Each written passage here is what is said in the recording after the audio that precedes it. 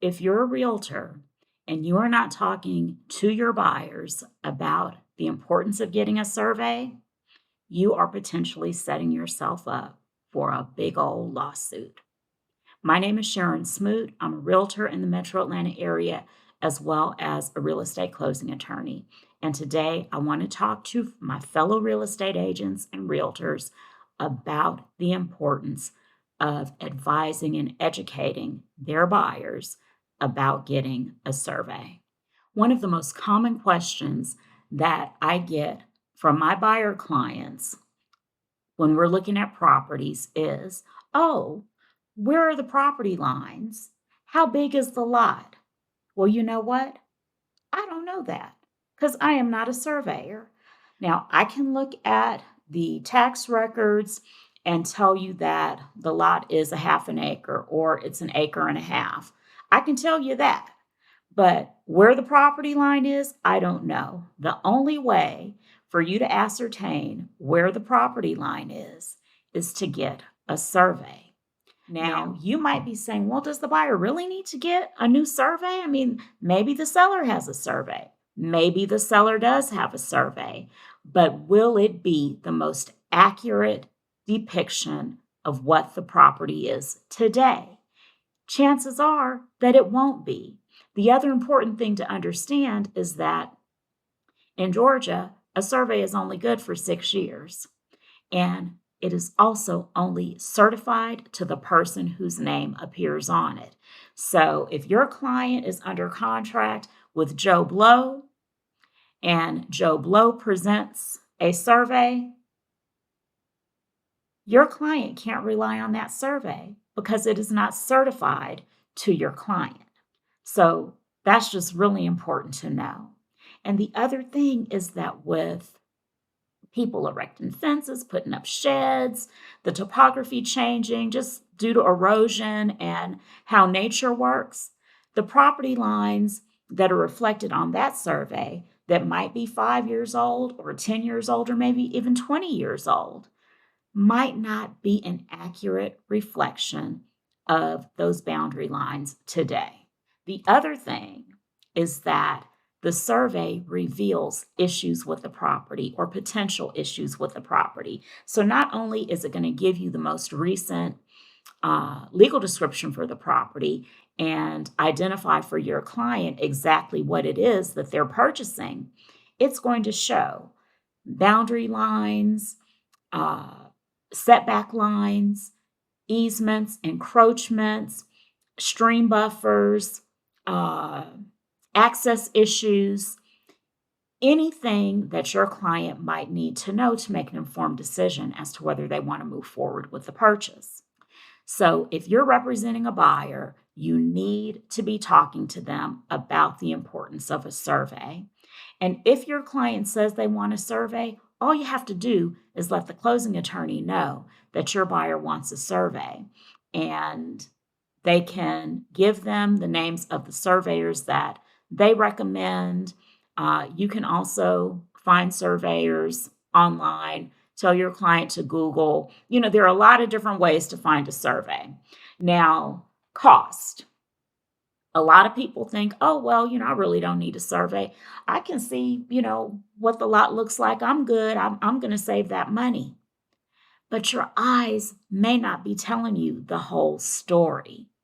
And so, yes, you may pay $750 plus for a survey, or your client may pay $750 plus for a survey, but that is so much less expensive than it will be if there is an issue that could have been revealed by a survey. That issue comes up and your buyer has to litigate to get it resolved.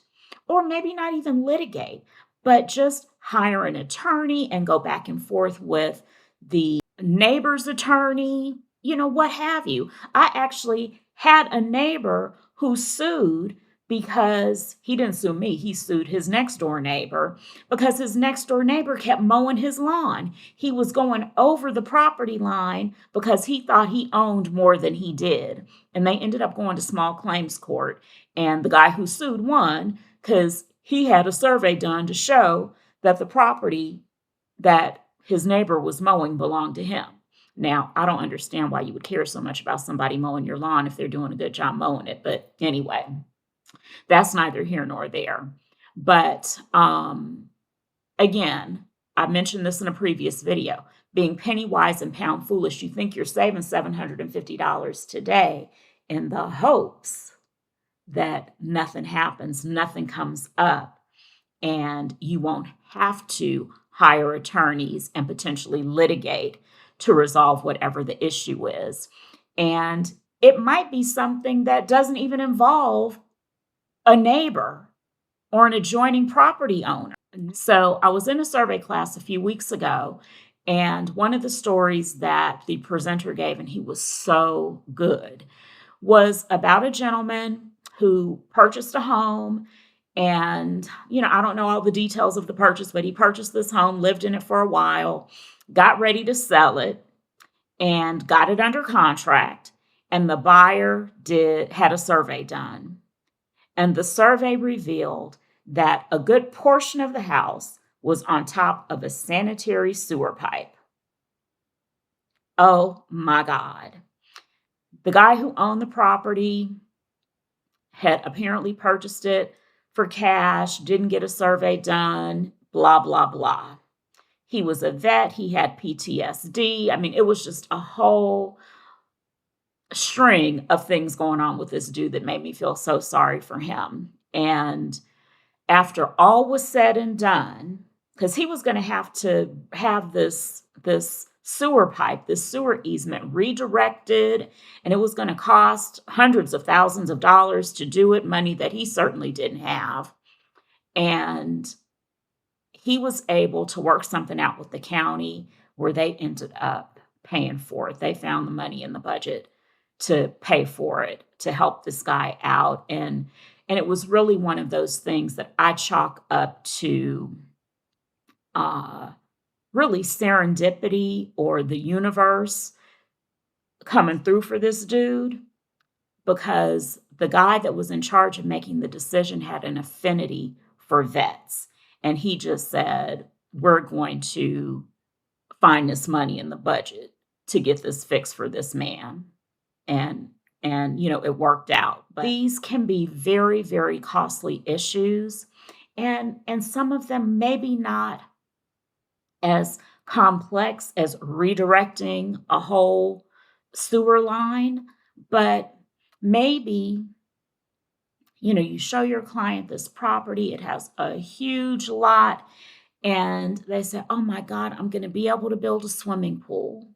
And then they buy the house and they're ready to break ground on this swimming pool. And the county says, oh, nope, you can't have a swimming pool on this lot for whatever the reason might be.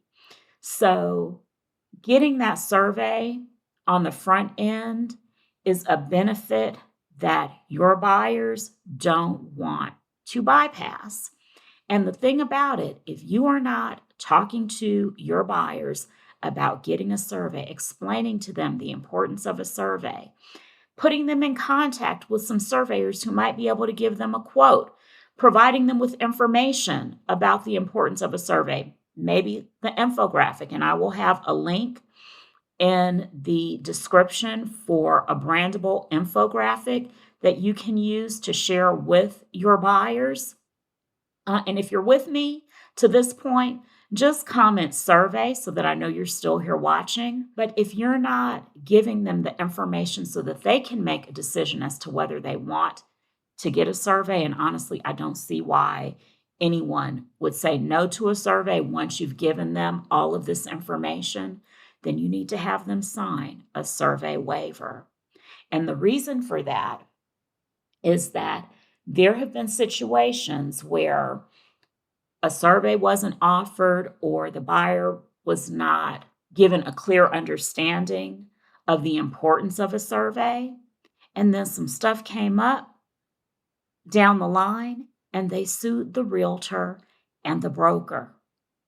You don't want to have to deal with that. So explain to your clients the importance of a survey And if they say no, make sure they sign a survey waiver form. And it can be something simple that says, buyer hereby acknowledges that they have been informed of what a survey is. That's one line, they initial. The importance of getting a survey, they initial that line. And buyer has elected to get a survey, they initial that line, or not get a survey, and they initial that line. And then a closing paragraph that says something along the lines of, buyer hereby indemnifies and releases from liability such and such broker, your name, and such brokerage, your brokerage's name. And then they sign and date it. But that is a way to protect yourself from being blamed for a decision that your buyer made not to get a survey. So that is it for today. If you have any questions, feel free to drop them in the comments. Be sure to grab that infographic that I mentioned. And I'll be back real soon with another video. Take care.